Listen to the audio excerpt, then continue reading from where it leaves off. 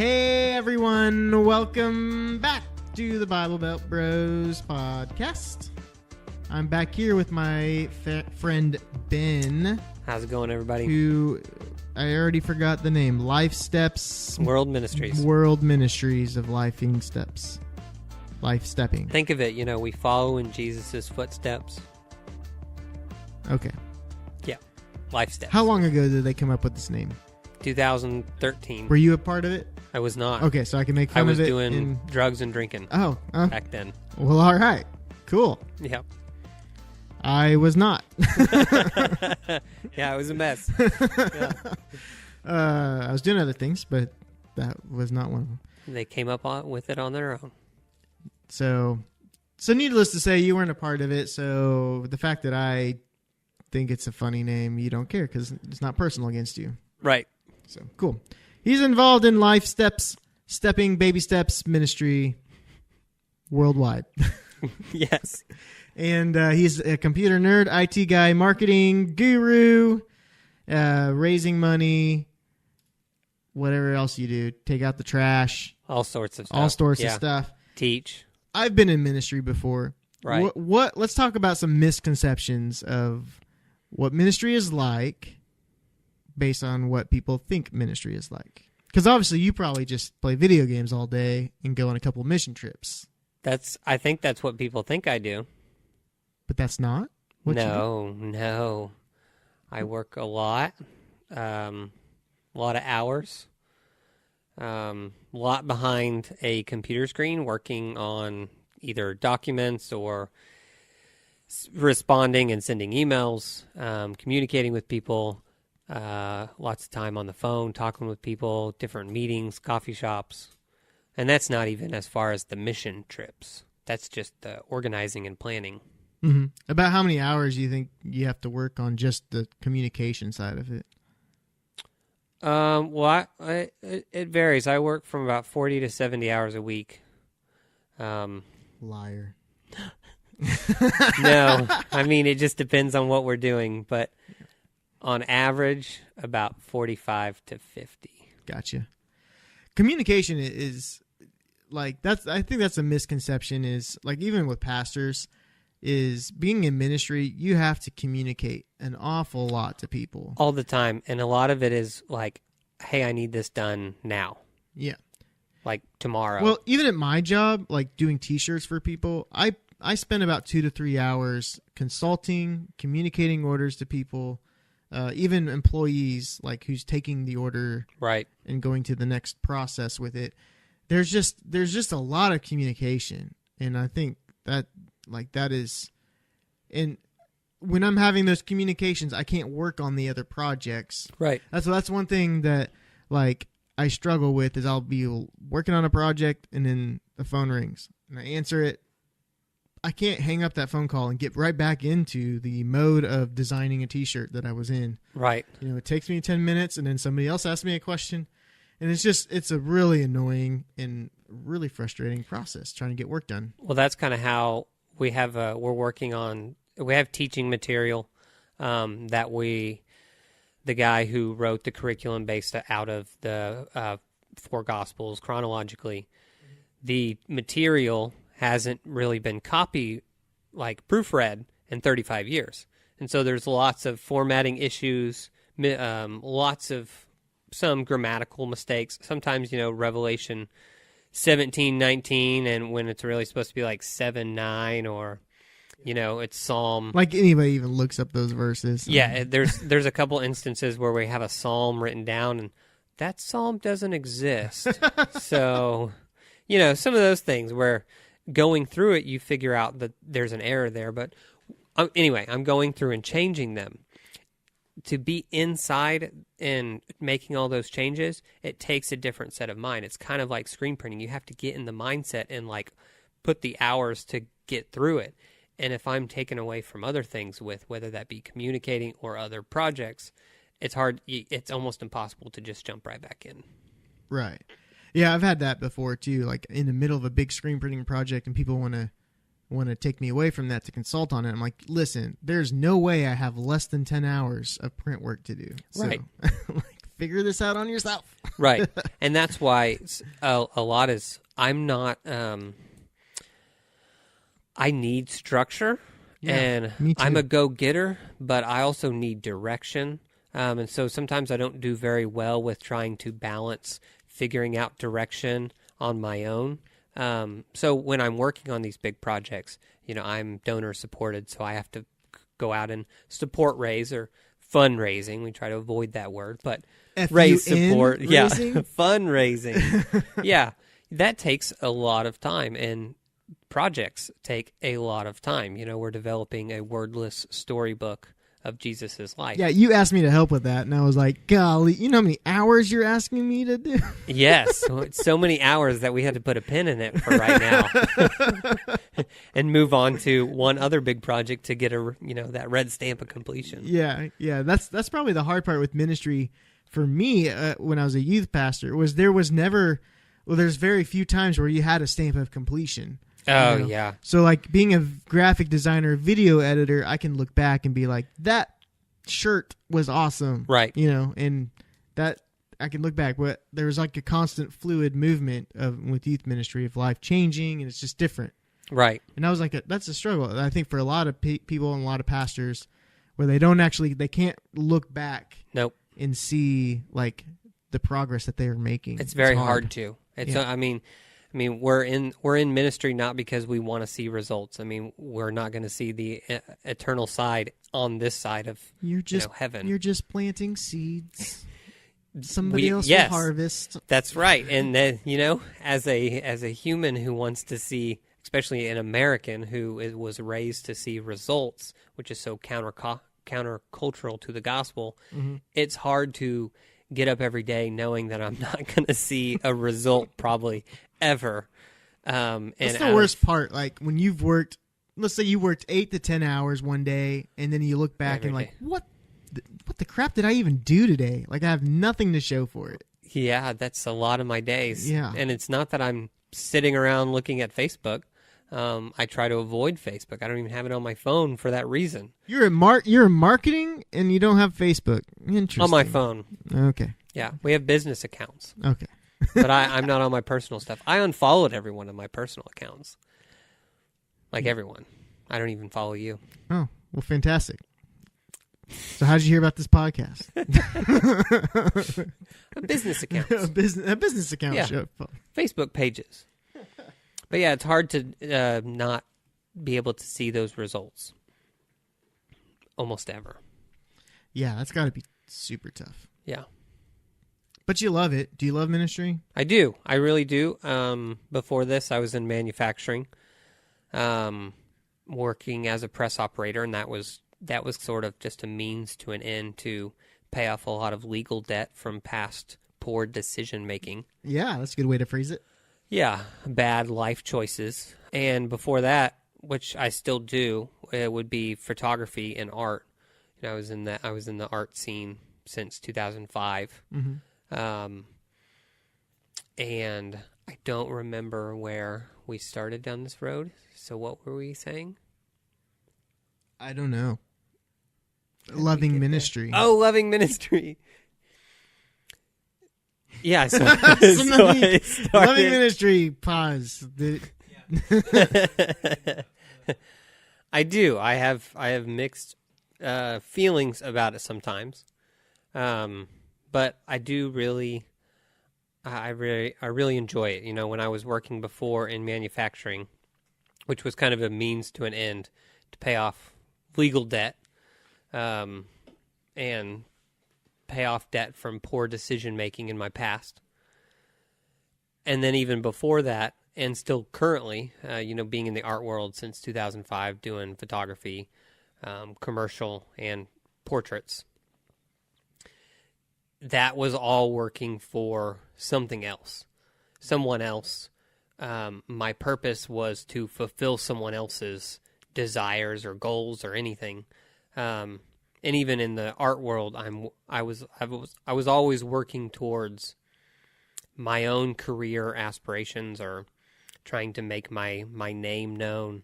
I did a lot of just trying to get my name out there. Whereas now in ministry, it's just different. It's not like this constant pursuit of me trying to be better or more or try to make myself big, as well as I'm not making something that doesn't have a purpose. Like making heat exchangers, yeah, that's cool and it's fun, but it really doesn't have a huge purpose other than some big manufacturing plant. Like, it stops there. It doesn't have an eternal perspective. Whereas now, I'm working in part of a larger body working towards the greater good, towards an eternal perspective. Right. It's just a different atmosphere. Even on hard days where, I don't get a lot done, I don't check a lot of things off the box, but I've put in 10 hours on something. Or, I'm not communicating well, or things are tense. It's a work environment, so not everything's rainbows and lollipops. Rainbows and lollipops. I always do rainbows and butterflies. That's probably the real thing. But at the end of the day, even tough days are still great. I mean, they're still so much better than a monotonous grind, right? Which I was used to.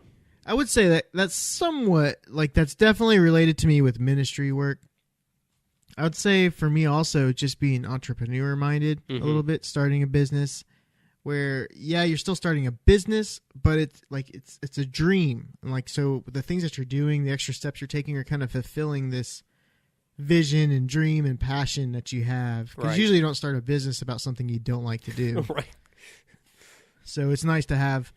I don't think those businesses last very long. They probably don't, because there's a lot of extra work that you're doing in ministry and in starting your own business that's off the clock, but you're doing it more because you love it than the fact that you're accomplishing and a my task for somebody else. Experience is the majority is off the clock. Yeah. There's a lot of non-paid hours. Because ministry is sometimes a lot like customer service, where you're working during the times where people are off work. Right. And so for most ministries, ministry people and pastors and such, they're not taking the daytime off, right, because they're going to a kids' school event that night. They're just going to the school event later. Yeah. And that's still work. There's still, or there's a lot of evening classes. Or, that's we reevaluated our scheduling at our ministry and kind of sat down and had a refocusing back in September of last year. And we put all of our hours on the board. We're a very small ministry.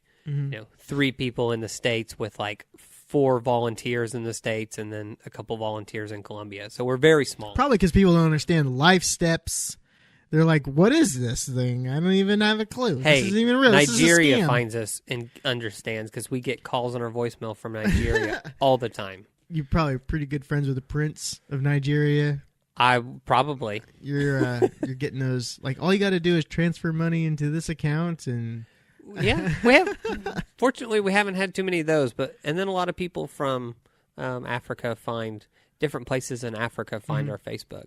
But anyway, we reevaluated and looked at our hours, and we had to look at, okay, during the week we put in 40 hours, during normal business hours, but at night we're also putting in 40 hours apiece, 30 to 40 hours just with our various different ministries, whether or events, whether that's one-on-one teaching with discipling one person or a smaller group, or with me with Celebrate Recovery on Tuesdays, and at that point it was Thursdays and Mondays, and now it's Thursdays and Sundays, as well as time that I work on CR, as well as the many other different groups and church groups, and I do AV at the church, and so I'm there from 8 to noon. So yeah, that's just had to put it all on the clock. That's more than just your normal. And then you're involved in you're a guy, you have something. You're single. I am. So this helps. 29, single. Sure. Anyone looking out there? Ladies, ready to mingle. Ready to mingle, but not really, because he is so freaking busy. He got something every night of the week. You got ministry stuff all the time. I can make it work. But so do you go on mission trips as well, or are you more the home base guy? So I'm more the home base guy for two reasons. One, because there's so much for me to do here that the Lord really isn't calling me to another country or out of state right now. I mean, with the various stuff going on. The second reason is legally I still can't leave the country. Oh, yeah. There's that minor detail. Yeah, because I am a convicted felon. From my 3 DUIs in my past, that I still can't leave the country till 2020. But I don't need to. People ask me, like, do you feel bad you can't go down to Colombia on the trips?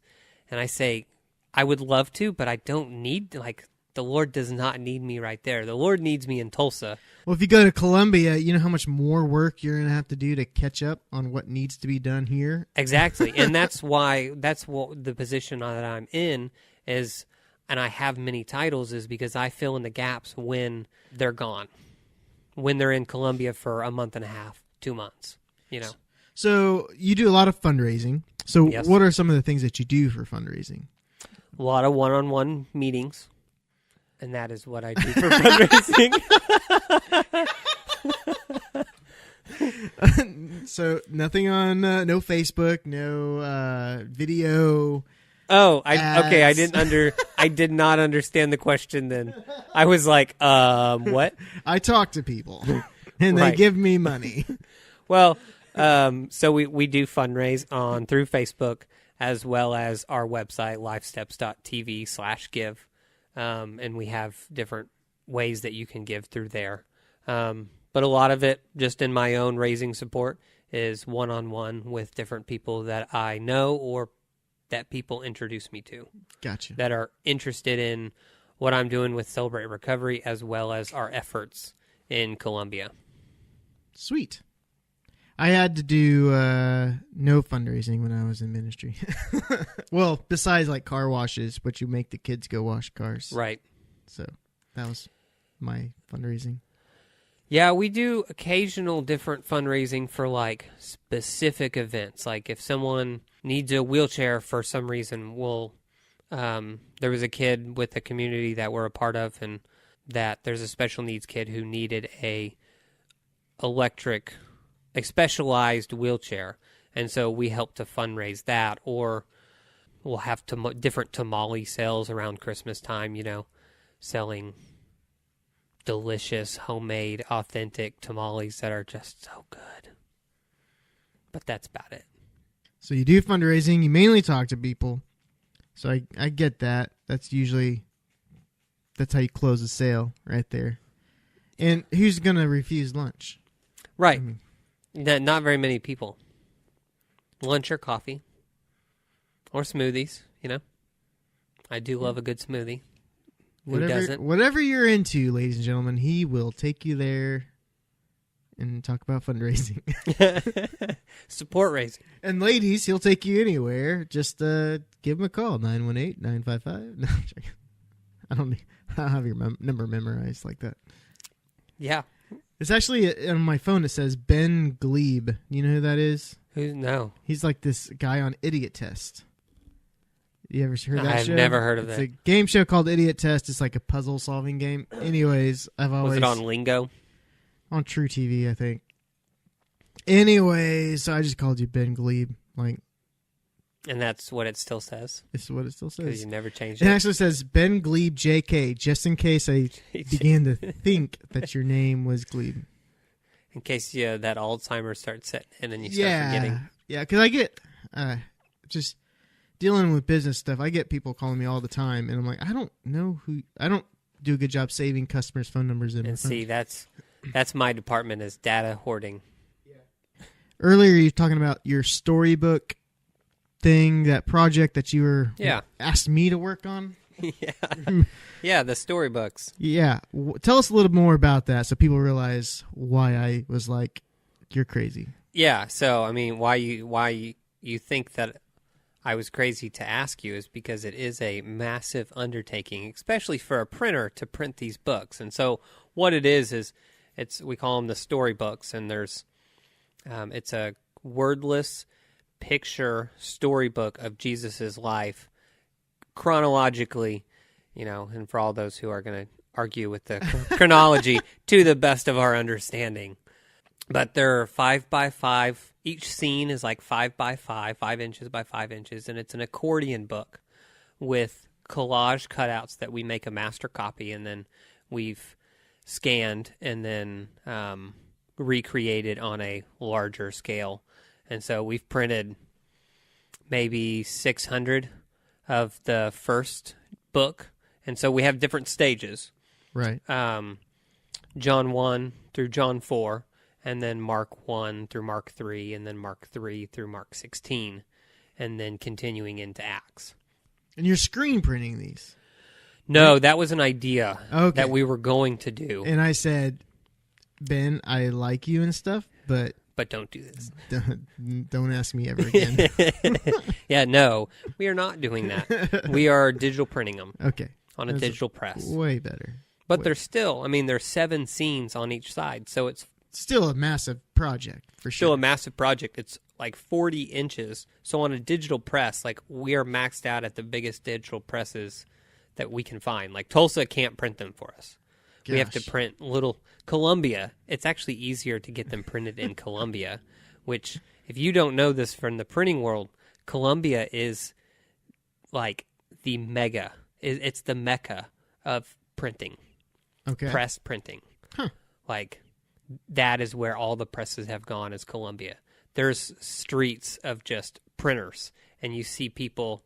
My mom's a printer. She's been in that world her whole life, and she's just fascinated by people wheeling in carts from one place across the street, going and getting them cut or scored over here, and then going and getting them printed here, and different cards, and it's just a hub for printing. But it's actually easier for us to sometimes get them printed there. Right. That's cool. But well, especially because you're on the ground there anyway. So, right.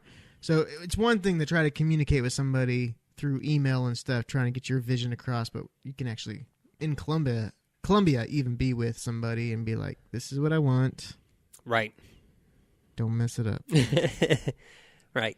And then at that time, you're sharing the gospel with them, because they'll be like, Absolutely. what am I printing? What am I printing this storybook? Well, this is the story of Jesus' life. Oh. And what it means to be a disciple, and how Jesus lived his life. What must I do to be saved? That's how the conversation must That's how it gets started. Yeah. Interesting. Yeah, so those are the storybooks, and we've created 2 of them, so John 1 through John 4. And then we've created the next stage, the Follow Me stage, which is where we see in Mark 1 through Mark 3, follow me and I will make you to become fishers of men, the great catch of fish, that whole scene. And then the third book, or books, because it's going to have 3 volumes leading up to Jesus' death, burial, and resurrection. That's it's in the works, but it's a massive project. And what are you going to use those for? Once those are done, how they came about is we work with a tribal group in Colombia called the Aweome, and they're in the northern peninsula, spread across Colombia and Venezuela. And they don't speak Spanish like the majority of Colombia. They actually speak Wayunaiki, which Wayunaiki... Yeah, I'm fluent. You're fluent? Yeah. Okay. Well, it's similar. To me, being, being on the outside and being, Americanized, when I hear it, it kind of sounds Hawaiian. Because it's like, Hawaiian, you have humu humu, nuku nuku, up, whatever. It's super long. A word that would be 3 syllables in English or Spanish is like 6 or 7 in Wayunaiki. So to read even a verse, even to read John 3:16, takes minutes. Right. That's crazy. So when we're teaching, and we're working with we have a small group that we're working with their pastors and leaders. We go from English to Spanish, Spanish to Wayunaiki, Wayunaiki to Spanish, Spanish to back into English. So it takes a while, and they have the Old Testament as far as like Genesis and some Psalms, but the New Testament, they're lacking a lot of the New Testament in their own language. So to try to communicate Jesus' life and pour into the scriptures, it's hard to do that when they don't even have it in their language. So we have really found a benefit to using this wordless picture book of Jesus' life based on the scriptures. And it's really been opening a lot of doors. Awesome. Yeah. So you're kind of using it for advancing the gospel there. Right. It started with this tribal group, but it's gone so much more than that. I mean, even some people have said, oh, I can see this exploding in children's ministry. And you're right. It has had some big impact with children and their ministries, and just with family and friends, but also like adults. Like I know a guy who was sharing it, and he had a larger one, and he was sharing it with a guy coming out of a bar. And the guy was laughing at him, saying, well, what do you have, like a coloring book or a comic book or something? And he was like, he walked him through the story of Jesus. And he said by the end, the guy was on his knees confessing and asking for forgiveness. And I mean, we're talking about grown adults, right? You know? Yeah. So. Awesome. Yeah. I'm still glad I didn't do it. Oh, yeah. Yeah.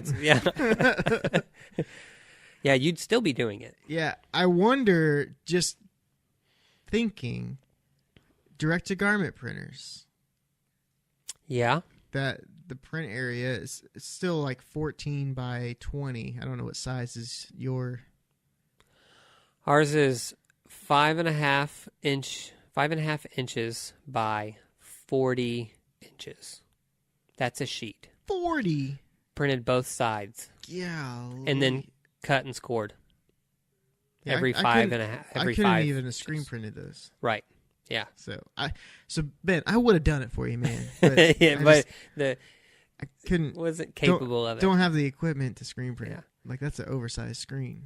So what we've been doing is we're actually printing on a material that's a little more. We're making stickers. Uh-huh.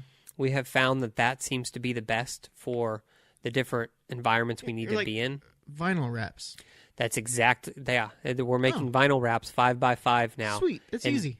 Printing them on cut and scored paper, and so we're printing all of the different scenes, which there's either 7 to 14 scenes, and then you add a map, and we're putting them on there, and so they can stand outside in the elements. And it's super easy to do. We're not having tape guns with stuff printed, which is how we were doing them ourselves. Right. So. Well, that's interesting. So you could maybe use yard signs. They're 18 by 24 sheets. You get them blank. Your company needs to just buy... the pressed plastic? Is that what you're talking about? Yeah, the corrugated plastic. Like political signs? Yeah. Okay. Is that too thick? It's too thick. Okay. Even I think if it wasn't corrugated or whatever. Corrugated. There we go. Yeah. I think it would still be too thick. Well, fine. That was my one idea. Because that's what we do that all the time. We print yard signs. We have a banner machine that prints sticker material, and we put the sticker material on the yard sign. If it could be one-sided without the corrugation in the middle. I don't know. I doubt it. I don't know. I don't make the things. Because that would be cool, and that could work. I still think it would be too thick, but it's worth seeing. Yeah. We've gone down many roads trying to figure out how to... And that's the thing with printing, is there's so many... in today's day and age, there's so many different ways. There's wax printing, there's screen printing, there's direct-to-garment printing, there's vinyl cutouts, there's banner, sticker, print-on-vinyl is what they call it. But... Whew, there's so much. Yeah, there was one that's a type of plastic material that we were looking at that's super weatherable and durable, but we couldn't score it. Every time we scored it and tried to make a fold, it would just undo itself, and you couldn't even tell. Same thing as printing something, then getting it laminated. Yeah. The printing and the scoring. Yeah. Dang. Because we're accordion folding in them.